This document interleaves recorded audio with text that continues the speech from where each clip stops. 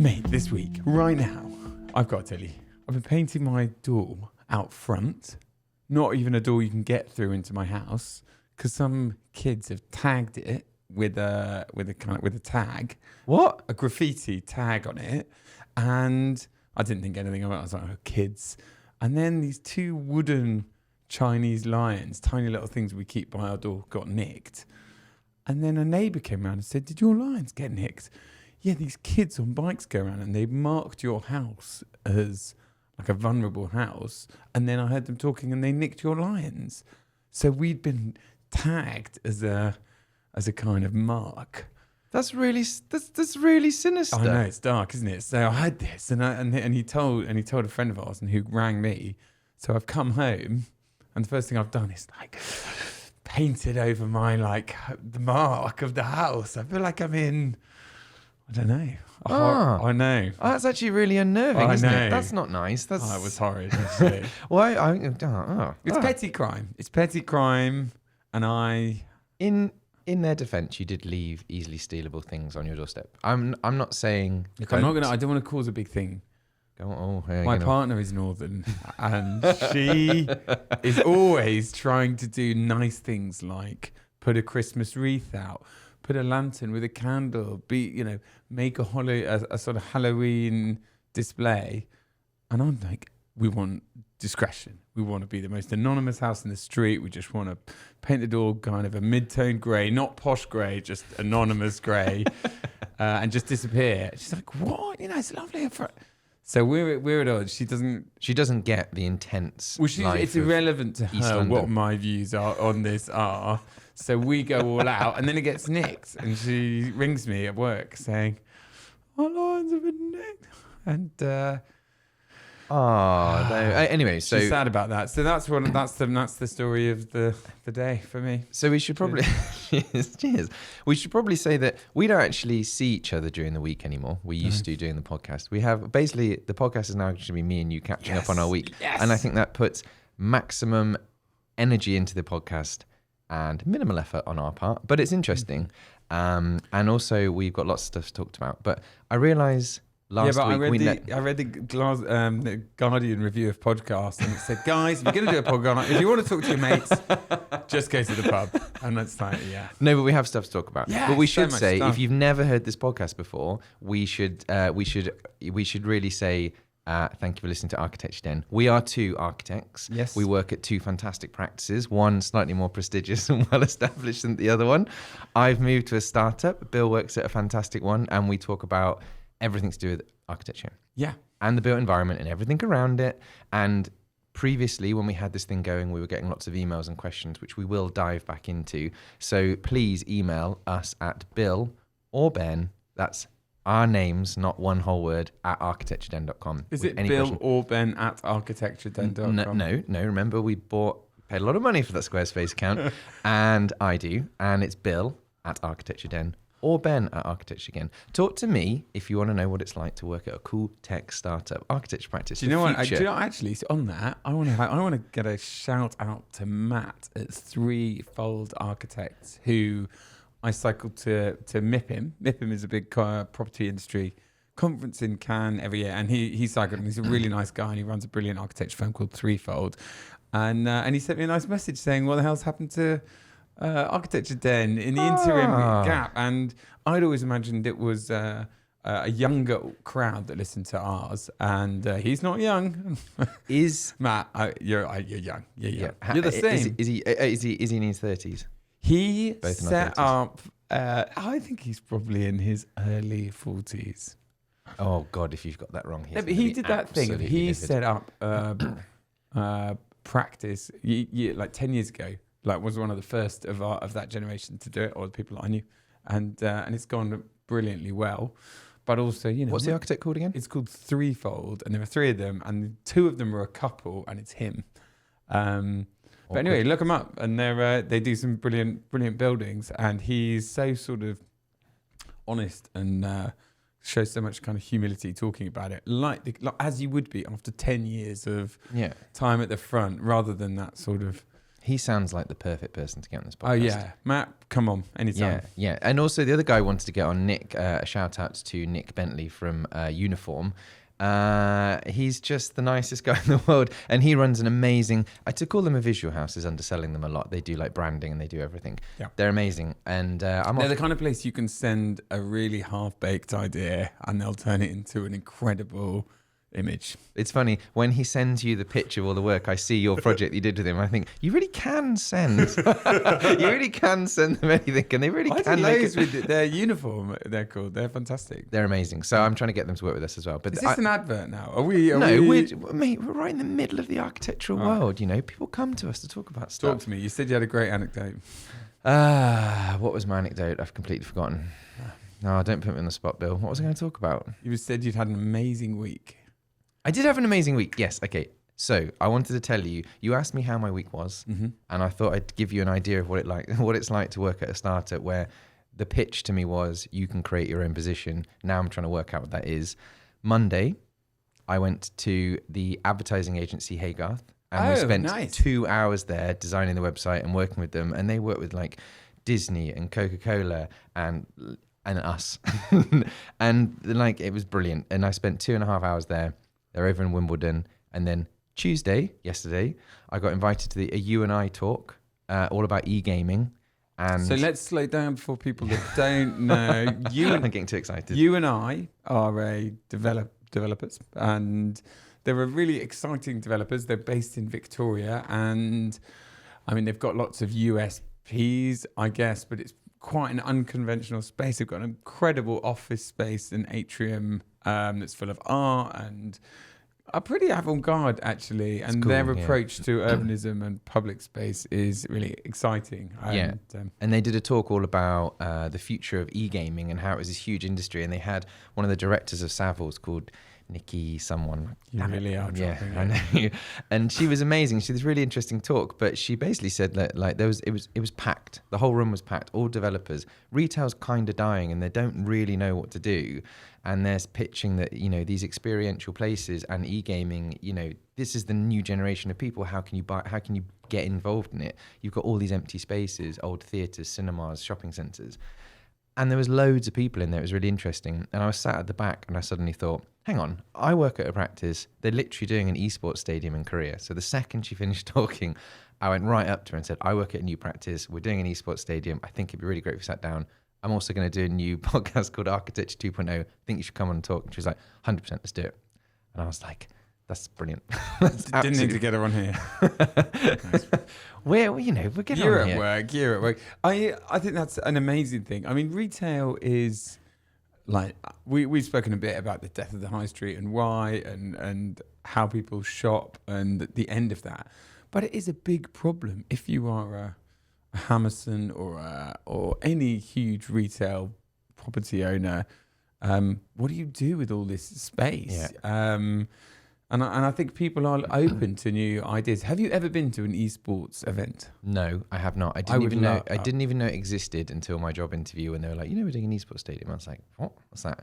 But what was fascinating in this talk yesterday... I imagine an esports stadium being like when they have squash on TV.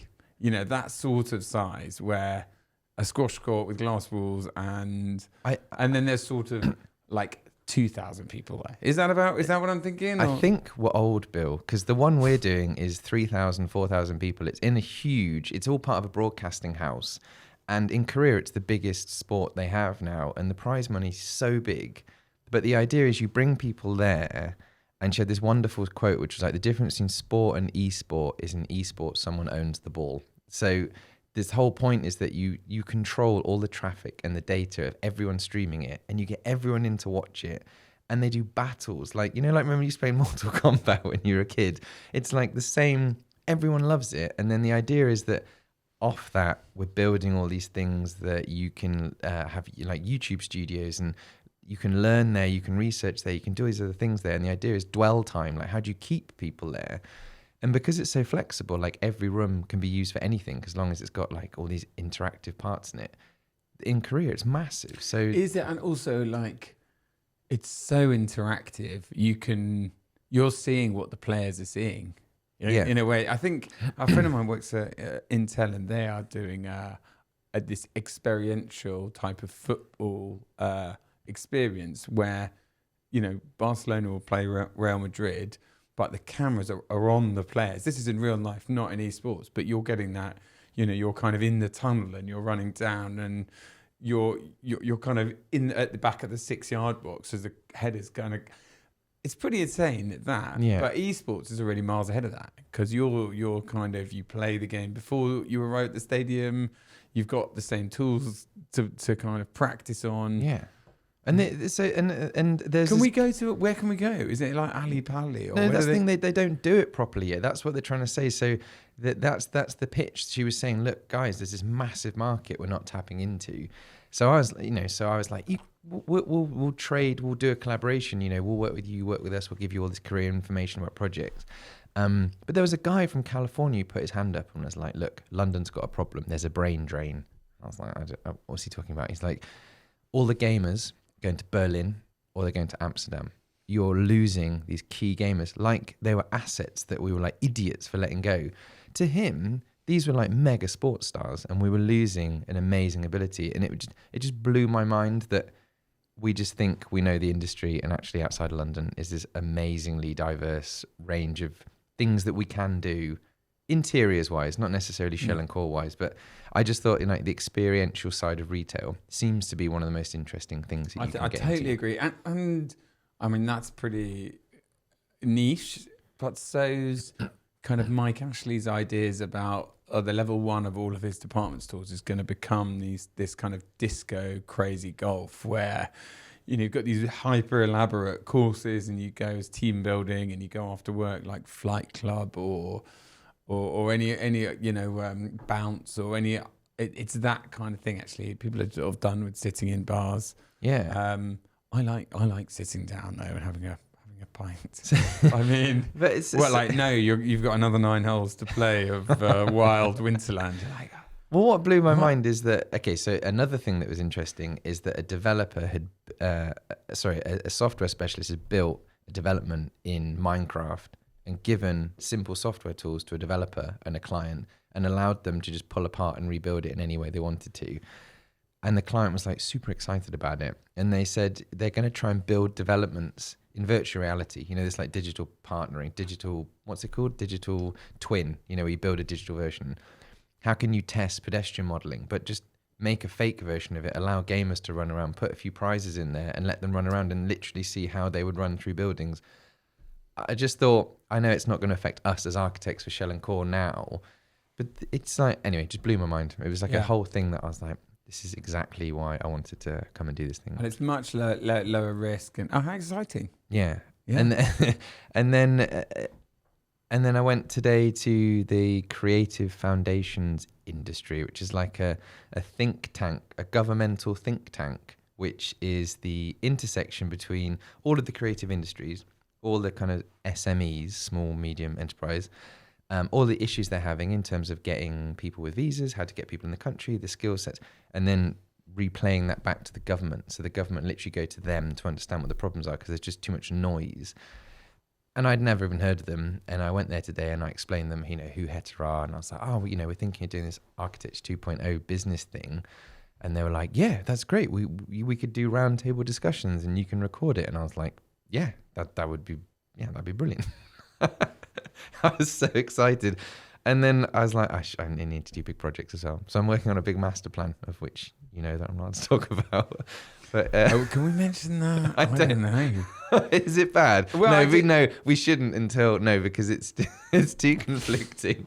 But I tell you what, there's a very, very funny story that I can replay back to everyone in about 2 months' time when they announce the winners. we tell it in a slightly different way. Is that if you work on big buildings and central London schemes, and actually it's quite a niche, like industries are much smaller than you might expect. So in architecture, everyone went to the same universities, they work in the same practices, they know the same clients, and there are lots of kind of crossovers, and it's a small world. Let's just say that. It's a small world. But we're in it now for reels every week. So for people listening, we're not going to go away again. We're going to keep doing this. Mm-hmm. We've built ourselves a 1 week buffer. So I'm away at Mipim, so I will have to miss that week unless I do it over the phone. I don't think I'd be quite as good with it. It would lose that. Can you record some exciting things that happen in Mipim? I mean, do you want to talk about Mipim and what it is? Yeah. So that's a good chance. It's a pretty split. It does split there are two sides to it. Why didn't you explain what you think Mipim is, and then I'll explain what I'm doing. Mipim is a conference in. What's it stand for? Mipim. I actually don't know. There's Mipim and Mipac. Construction. The pro arguments are. It's in Cannes. All these amazing cities or countries have a big pavilion. It doesn't matter whether you're Moscow or Manchester or or London or Luxembourg, and there is a display and a kind of I don't know, a kind of whole cultural push explaining what you're doing with the cities, what the big opportunities are, what the ambitions are for the next 10 years, what your approach to urbanism and citizenship and housing and all of these kind of things are. And it's a front door. And loads of decision makers go there. And it's a great time to meet loads of different people in 4 days. And it's, and you're away from the office, so you're away from all of those distractions, and it's exciting. The anti is a lot of kind of old white guys going and getting pissed in Cannes, both of which coexist. Yeah, and it's a win-win. True. No, is that what you're saying? It's a win-win. You can see why. I think we've sort of withdrawn a bit from it. It's got certain value to us, but it's expensive, and that perception of it as being a bit of an old boys club isn't something that most of our organisation is that happy with. So we sort of sometimes have representation. We do loads of the charity cycle and that kind of thing, but don't have a big presence in the conference. Yeah, so we both cycled down. Yeah, we both cycled down. So what happened was, Het are only 9 months old now, but we've built like a catalogue of projects, and the idea was, well, we can't go to Mipim this year. Let's wait till 2021. But maybe why don't we just go and see if it's good? Maybe we can set up a few meetings. So I and the director and our business development guy were like, well, let's set up a load of meetings, and then suddenly it was like, Ben, do you think you could just why don't we do a LinkedIn video of just like, hello, we're Het, welcome to the industry. Just do a little 30-second video. So I work with a video specialist, and we've done like a bit of a provocative video that's going on LinkedIn. Well, we should probably do a placeholder for our website so it's consistent in terms of visual branding, because we're updating the branding. Okay, fine, we're doing that. And then suddenly we're meeting people like breakfast, lunch and dinner. And so it is actually really good if you can control who you meet. So if you're just walking around. If we're trying to make this broad for people who are listening to this, are design professionals, the question is it worth it? And for me, I would say two things. One, it's a slow burn. You have to go year after year after year. And it's a luck whether you get a job. So do you get work directly from paying that money and taking that time? No. There you go. That's my view. Yeah. And the other one is cycling there and raising money for charity and sitting for 5 days or 6 days on long kind of difficult rides. You make real like meaningful relationships, and I've made friends that I'll know for ages, and that has been so much more successful, like personally and professionally, than running around loads of events and trying to explain what our elevator pitch is, and also everyone's just so sort of not interested really, and so I don't know. I don't know. It's you're right. Fun, the jury's out. Yeah. I mean, the difference is that you are a very established practice that have a very established brand. So you've done the hard bit.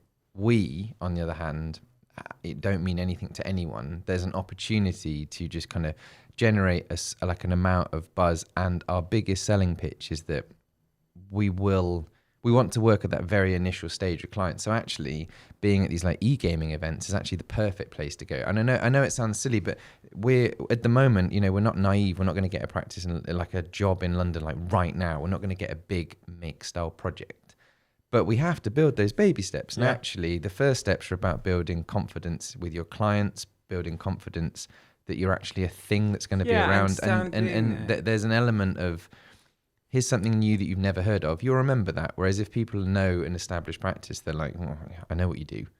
And in a way, it's more, if you're an established practice, it's like, oh, I see you weren't there this year. It's like a kind of, you're then defending a neutral, a sort of position of having to always attend. Someone told me a really funny story on the bike ride, said they were a startup and they decided they were going to do it. And it's a couple of £1,000 to get. It's really expensive. And then on top of it, all the accommodation and the flights.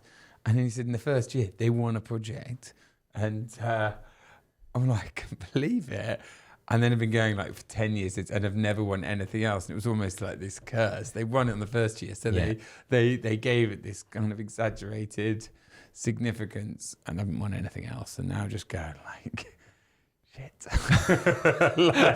That was just luck. That was just like, it could have happened. Any fee we made from that project's been burnt through. I mean, so the part of like my new role is that I have to like champion a part. So you're an architect plus another thing. So marketing is mine.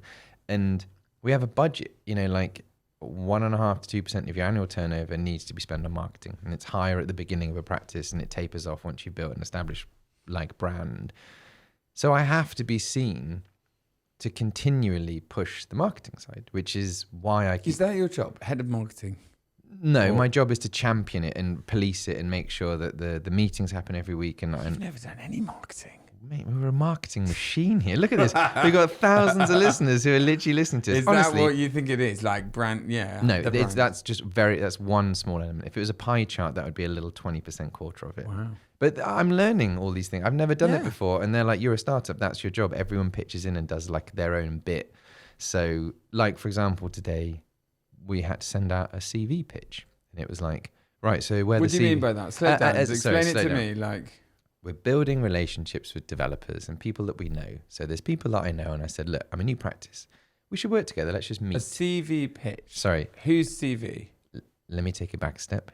Someone who will remain nameless said, we're actually doing an interiors competition. Could you send us through some interiors work that you've done? And I was like, yeah. So, right, where is that then? Sure. Who's done that? And everyone was like... Look around the eyes, not in the eyes, not around the eyes. And it was like, well, aren't you rebranding everything? I was like, yeah.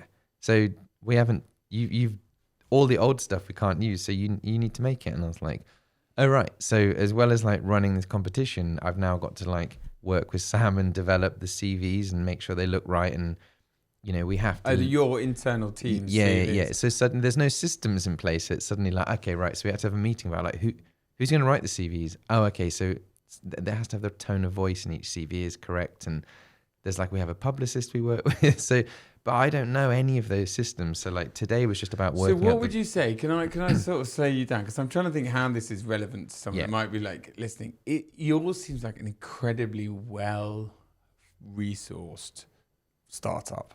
Oh yeah. Because you talk about your publicist and your advertising agency and your acting right. And for most people, startup implies doing it on a kind of bootstrap budget, fail quickly, lean, fake it till you make it, all of these kind of buzzwords. And in a way, there were elements of that to yours. It's like, we do know about interiors, but actually we can't show you it. So we don't have any completed projects, that's the challenge. So the idea is that the kind of the investment strategy is that you hit the ground running and you go straight 5 steps ahead and jump straight into the big boys league and you pitch in that world, which is why we've had to do projects remotely in Korea and around the rest of the world, because that's where we've been getting the kind of support and the partnering with. But now we've got enough of a back catalogue of projects that are moving into stage 3, stage 4, that we can legitimately say, look, we can do big projects. Trust us in London. It's a very different market in London. So trying to build that honesty and that reputation, that's really hard. And you've got to jump from having never done it before to having branding and tone of voice and journalism that is in keeping with the big boys, right? So that's a learning curve that is super extreme. And do you have similar ideas about what the look and feel of that is? Is it an exciting process saying, oh, I think this, you think that, or is it frustrating, or is it what are the kind of what's the tone of that development? Yeah. Okay, so here's a clear tone of voice issue. One side is, how do we create buildings? Like what are the pillars that we work to? And an obvious one is we rely a lot on research and we data-driven analytics, but that's a very difficult thing to explain. It's quite an inhuman way of explaining something. That's like saying you can do something really efficiently. It doesn't benefit me. So I, and along with another person who's just joined, who's been there for a couple of months actually, called Yvonne, is to apply a human touch. So to reword all of our tone of voice into a very human touch. But how do you do that? Like, so suddenly we're trying to combine like high-tech architecture with human touch architecture. And at the moment, I'm in that middle bit where... But that is like the most successful side of tech. Like, who does that really well? Like jump bikes. It's human. It feels great. And the tech's like flawless. Yeah. I actually think tech, you're right. The data doesn't need to be humanely accessible. It just needs to drive the decisions. Yeah. It's just the interface that needs to be like human, isn't it? Because you don't want like friendly AI. It's just like, it's where it meets the client. Yeah. Really. So okay, if you're listening, the struggle we have is that how do you do tech versus human as a branding exercise, as a tone of voice exercise? So I've been working with Sam, who I worked with at Make, who did all the kind of podcast branding for us and helped us, along with Ben, obviously, on a different one. Can you use colour? I was like, you and I love colour. The punchier, the most vibrant. We're like fresh, new, bam, pinks, yellows. I was looking at the John Pawson website today, and it's like, is minimalism cool again? Are we going back? So Sam's like literally had to like painfully walk me through this process of like, I know you want colour, but I know, and he's like, so talking to a child, he's like, you can have colour, but I implore you that will age really badly. So I've had to learn. It's good, yeah. I have to say, and like, you look at all this Rafa stuff, and pink was like the colour of the year last year. And I was like, there is so much hot pink. But yeah. So therein is like, can we choose a colour that says human versus tech? So we were like, coral. And we had this huge discussion with the branding agency of like, coral. Coral's a warm colour. And we rebranded everything with coral. What colour is coral? The camera's on you. Coral's like, I realised coral's Monzo. It's a bookies, right? No, your Monzo card is coral. A hot pink? Yeah, I told you. Oh, no. No. Coral, not hot pink. That's like... Teal. And then someone was like, have you watched the WS1? What's the BBC piss take like drama? W1A. Yeah. Perfect curve. Yeah. And suddenly I'm like, yeah, red. Blah, blah, blah. It's like, no. So Sam was like, please, I beg you, just remember the branding needs to be invisible. It's your projects that stand out. For like, if you are setting up a shoe shop or a bookies or a design agency or a contractors or whatever, and you go to a good graphic design startup, like a few people, they'll do an identity for you. Yeah. And I'm sure, like, we've had actually quite a lot of correspondence, and I was hoping that we could touch on some of it today, maybe next week.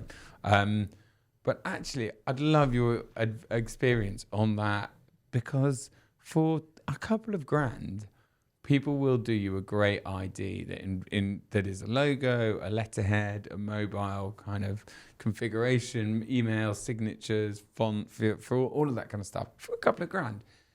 But the process of going through that and talking to them about what are the drivers of the business, sort of, you might naively think how much of that can really come through in type, but it's a huge amount, and the process of articulating it to someone else helps you clarify in your mind who you are. And I'm guessing you'll probably slightly be on that a bit with your latest. Well, I personally feel incredibly strongly about branding, which is why we have this amazing screen in the background with our logo and the swirling colours. I I think personally that everything you have visual contact with should be amazing. It should be across the board brilliant.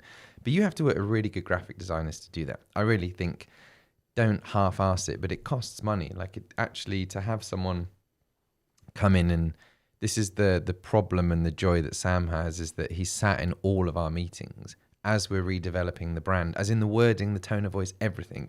And at the same time, we're expecting him to try and translate all that. And he's like, no, normally you give me a pack of info, you do all that work, and then you give it to me. But I'm trying to, because I've not done it before and I've been given 2 weeks or 3 weeks, I'm trying to stack everything on top of each other. Are we hearing a kind of a marketing heavy bent from you, because that's the bit of the business that you're responsible for? Because I would have thought in the startup, and this isn't like a challenge, but like the main focus was winning work and building relationships and that kind of thing. But that's happening, with others and you as well. Yeah. So 100%. Yeah. So I don't feel confident enough to pitch our practice until the branding looks good. So that's version 2.0 of the company, right? The practice. Yeah. So once that's done, so I've just been given a very intense month. I have Sam's time. I have 2 months of Sam, and then bump. Then it's then it's done, and then it's so the reason we lean on they fully support this podcast, because they're like, yeah, talk about it. It's great. Like anyone can ask questions. We'll talk about it. I really want to flick the camera then. Bill made a amusing face to me. But then the next stage is you have to get projects. You have to win in business development. So I'm doing more and more of that and trying to pull back on the website stuff. I'm going to flick to that camera.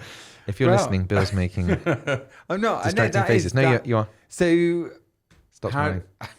Do you know what? I've missed you. We don't see each other. So if you're listening, me and Bill used to try and bunk off lunch every single day and have lovely lunches and talk lots. I've missed my lunch buddy. We were proper bros, and then suddenly I left, and now I really miss you during the weekend. I'm working on a couple of replacements. Do you remember what happened? So what happened previously was you and I would talk so much, we planned these podcasts, and then but come Wednesday afternoon, we're just knackered, absolutely knackered, and we'd be like, what do we want to do, right?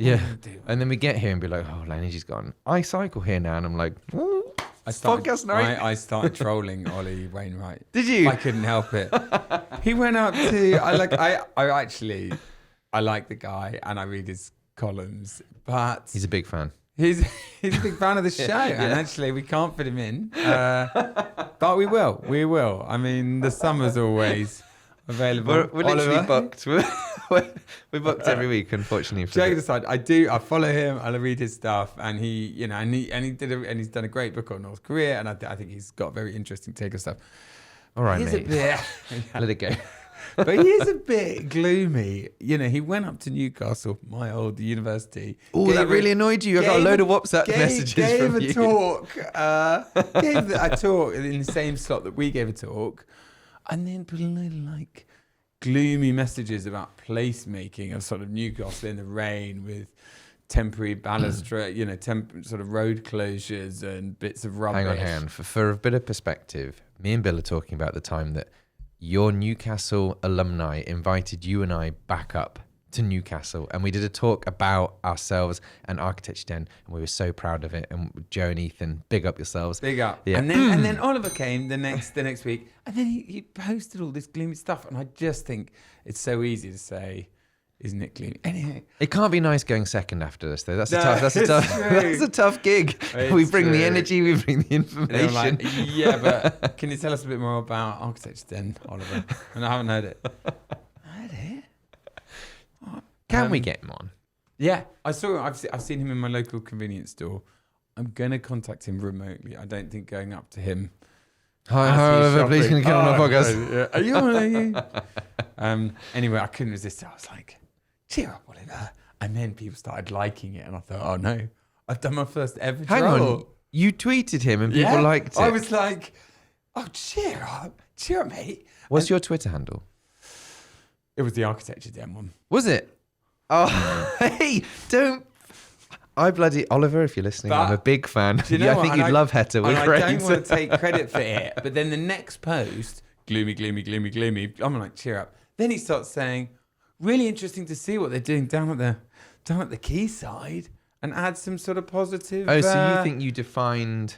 I think I helped just wiggle him away from this kind of, Did we ever talk about the time when I got the most amount of tweets ever on our Twitter account? Did you? I don't think you ever brought that up. Did you? No, on Series 1. Do you remember when I tweeted Elon Musk and Norman Foster at the same time about why they should do a Hyperloop or something? It was a great tweet, and you genuinely had that look of. I'm not a great tweeter. I'm not. But from our Instagram, our bloody Architecture Den, which is at Architecture Den. At Architecture Den. We bagged a good one there, didn't we? Yeah, it's a good one, and people do seem to, we get the same types of followers, but I won't chase Oliver in that same. Come on, get him on. Oh, shall I get him on? Yeah, get him on. If you're listening, come on, anyone that knows him, get him on, because he's not a big fan. I'll write to him. If I get him on, what will you? I will relax and enjoy the whole process. You, on the other hand, will be dicing with fire. I love the guy. I do genuinely love the guy. Probably jealous of him. That's it. Hang on, Ollie, if you're listening, go on doom and gloom. Get on the podcast. Maybe Instagram story that out. Human and digital. We're like, yeah, I know, Ollie. No, that's not why I got you on. I mean, this sounds like the most arrogant thing. I was talking to our publicist about this, and I was like, we get Ollie Wainwright on. And she was like, I really don't think you should play with that. We may have already overstepped it. Who are the other ones? Rowan Moore? Oh, yeah. And Hugh Pearman? Who is your favourite architectural journalist? Paul Finch? Bill Webb. I would love to get Paul Finch on. I'd love to get Peter Murray on. I think they'd be two really... To start, softly. I think Peter Murray's great. Is he a journalist? I guess he is. I think of him as... Journalist? He's the big dog, isn't he? He's like a change maker. He's more than a journalist. He's like a kind of... He's such a sweet guy. After a talk, and he'd been there for like 2 hours, and I'd been out at what's the white collar factory at the top, and I came in. The running track. Yeah. And I'd came in. He was all on his own, bless him. He was literally waiting to the NLA thing finished, and he talked to me. Just having a quiet moment. Yeah. And you. And there's me bumbling over. He was really nice. He is a classic example of a guy, and when he stands in his end, he gets accosted by people like you and I, and he's so courteous, and he's got the time, and he's a really lovely guy. Okay, if you're listening, we're going to try and get Peter Murray on as our first guest. Oh yeah, have we never had a guest? Never had a guest. Yeah, that feels like we'll have to tidy the other half of the room. Yeah, we've had Lucy on in parts. Has Lucy's mum been on? We built the podcast studio and she came on, but she wasn't actually live and being recorded. Next week, my mother-in-law is coming to stay. And if she's around, I'm desperate for her to come on this podcast, and I will ask her many very personal questions. Do you know what you can ask her? We're trying to sort out my wedding, and wowzers! I mean, it brings out any strong opinions. Yeah, it brings out the true. Are you going north or are you staying south? Someone's character. Well, that's been. You can keep it generic. Are you going north or coming south? Because if you're going north, you're on a losing battle there, my friend. With who? If the wedding is in the northern quarter, yeah, which I believe your partner and mum are from, then I would imagine maybe you don't have as strong a say in what happens. As you would if weirdly, we are gonna do it in London. Yeah, and everyone listening is invited. She. Like, just as I've got used to an idea, she'll kind of be like, oh no, it's not that, it's this now. And you'll be like, I've just told everybody I love it's going to be like this. And no, forget that. It's not like that. It's going to be like this. It's quite, I don't know. You've organised a wedding, haven't you? What's it like having a more successful partner? Well, when that happens, you're like, I don't know how to ask Lucy. Well, the reality is 50-50 on paying for the wedding. I mean, that's Isn't it all her parents? Isn't that how it works? Well, you'll get a chance to talk to Maddie. Yeah. Actually, when Maddie comes on, we can discuss it. Yeah, we're approaching the 40-minute mark, Bill. Well, it's nice to see you.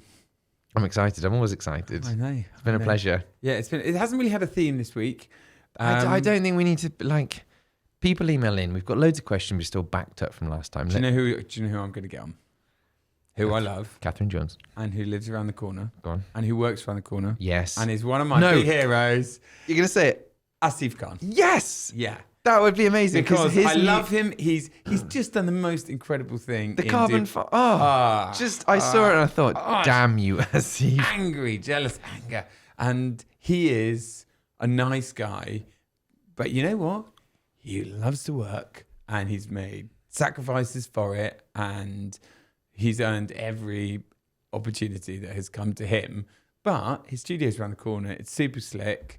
And he's a great guy. And I ran into him the other day and I told him, I started congratulating him on his new Museum of London and said I was proud of him and sort of brought myself to tears. And then he looked at me sort of rather pitying way and then hugged me like you would a sort of mad person. And you were like, I do a podcast. Please can you come on my podcast? But actually, I pulled it off and I wiped tears. I was like, Steve, I didn't ask him because obviously... Yeah, if you're listening, his Dubai scheme is the carbon fiber tensile structure. Or no, not the gridded structure. Oh my God, it's so good. And what's cool is it's the first thing that's been built in the desert.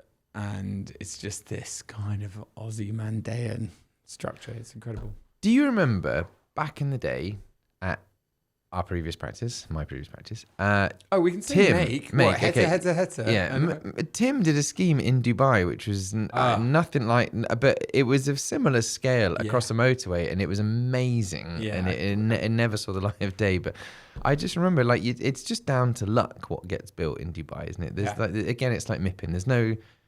There's no game plan. You can't do a business plan. Go to Mipim 5 years in a row and then win project. But you know what? The thing they always say, like this London Business School. Oh, Jesus.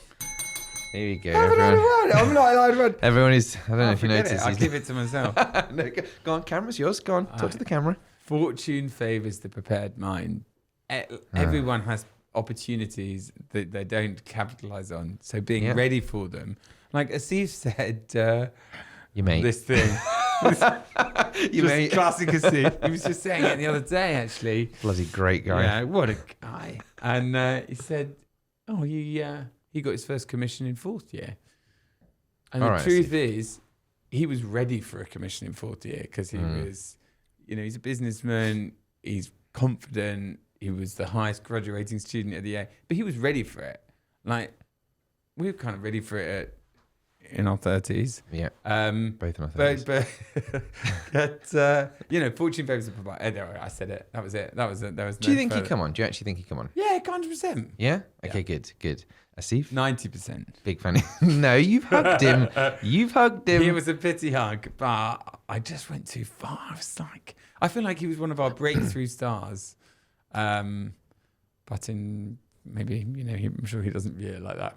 I tell you what, Bill, imagine this is a professional podcast. How would you end a professional podcast? Bearing in mind that this is one of those podcasts. I would say, I'm sorry there hasn't been an overriding theme.